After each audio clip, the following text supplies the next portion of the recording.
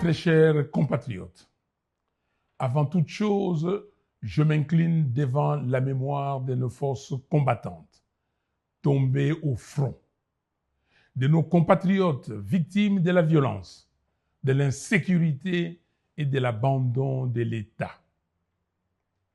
J'adresse mes condoléances aux familles endeuillées du Nord Kivu, du Sud Kivu, de l'Ituri et des territoires de l'Ouest touchés par les phénomènes Mobondo. La nation partage votre douleur. Votre souffrance ne doit plus être ignorée. Mes chers compatriotes, en cette fin d'année 2025, la République démocratique du Congo, notre pays, traverse l'une des crises les plus graves de son histoire. Notre pays est agressé. Notre souveraineté est menacée. Notre peuple est abandonné.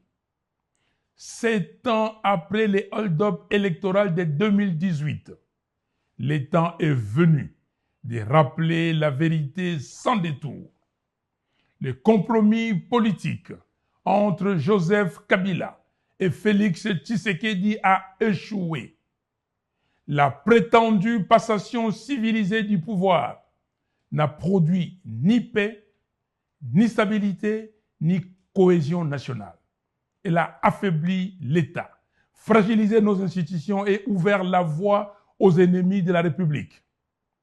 Chères Congolaises, chers Congolais, le temps de la résignation est révolu.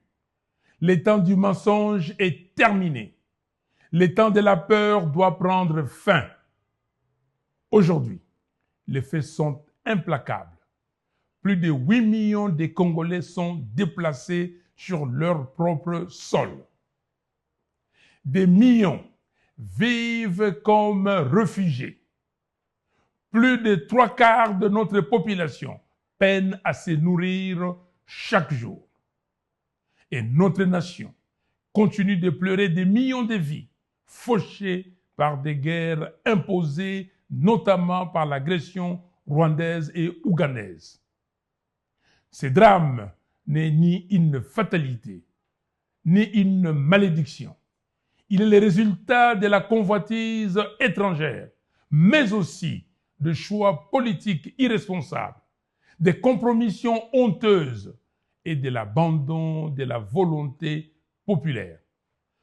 Un État qui trahit le vote du peuple devient faible. Un État faible attire le prédateur. Et c'est ce que nous vivons aujourd'hui. Mes chers compatriotes, notre souveraineté est désormais menacée par des décisions prises sans le peuple. Les accords signés le 4 décembre dernier à Washington engagent l'avenir de la République démocratique du Congo sans débat national, sans transparence et sans consentement populaire. Ces accords sont opaques. Le peuple ne sait pas. Le peuple n'a pas décidé.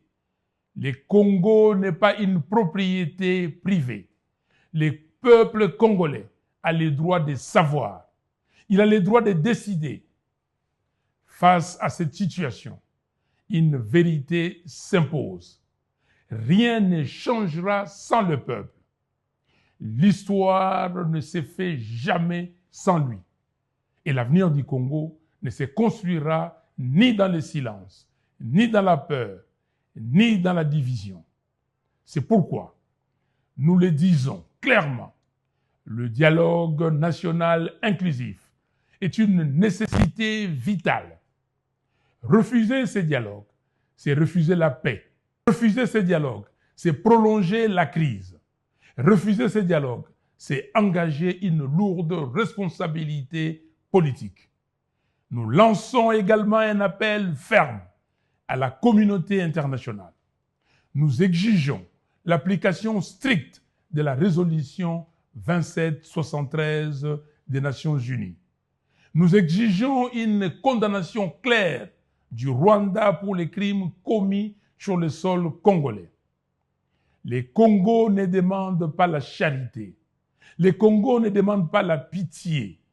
Le Congo exige la justice, le respect de sa souveraineté et le droit de vivre en paix. Congolaises, Congolais, l'heure n'est plus à l'attentisme, l'heure est à la vigilance, l'heure est à l'engagement citoyen, l'heure est à la cohésion nationale. Soyons dans les camps de la patrie. Je m'adresse particulièrement à la jeunesse congolaise. Vous êtes la force, vous êtes le présent et l'avenir. Refusez les tribalismes, refusez la corruption, refusez le fanatisme aveugle, refusez l'affaiblissement de l'État. Exigez un leadership responsable. Exigez la convocation immédiate du dialogue national inclusif. Hier, jeune, avec mes amis, je me suis battu pour la fin de la dictature et pour l'instauration de la démocratie. Le 16 février 1992, nous avons marché pour exiger la réouverture de la conférence nationale souveraine, convaincus que l'avenir de notre pays s'est joué alors. Aujourd'hui, toi, jeune Congolais, ne laisse personne hypothéquer ton avenir ni confisquer tes rêves. Lève-toi, prends ta place dans l'histoire de notre nation, engage-toi. Mes très chers compatriotes, en cette fin d'année, je vous adresse où que vous soyez mes vœux le plus sincères pour l'année 2026. Que cette année soit celle du réveil de la conscience nationale, de la vérité et de la dignité retrouvée. Que Dieu bénisse la République démocratique du Congo. Que Dieu bénisse son vaillant peuple. Je vous remercie.